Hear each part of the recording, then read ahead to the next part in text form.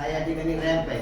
रॅम्पच्या खाली कोण होत आहे या ठिकाणी पायथागोरसचा थेरम कसा असतो तो सांगायचा. काटकोन कर्ण कसा आहे, पायथागोरसचा थेरम काय आहे, अशी माहिती त्याला सुरुवातीपासूनच द्यायची. आत गेल्यानंतर आत एंट्री केल्यानंतर पायरी केलेली आहे. काय ती पायरी म्हणजे इष्टिकाची.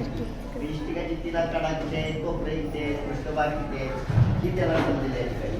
आता त्याला म्हटलं की खेळणं आलं त्याच्यामध्ये विविध भूमितीच्या जे काही संकल्पना आहेत त्या समजणार आहेत. गार्डनमध्ये वेगवेगळे खेळ जे असतात त्यातले घसरगुंडी.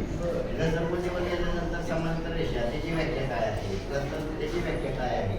म्हणजे अशा पद्धतीनं गणित भूमितीच्या विविध संकल्पना इथं सेल्फी पॉईंट केलाय. त्याच्या खाली उभा राहायला जे टप्पा केलाय कोणतेही दोन बिंदूतून फक्त एकच रेषा काढता येते ही संकल्पना या ठिकाणी. त्याच्याबरोबर एका बिंदूतून असंख्य रेषा काढता येतात.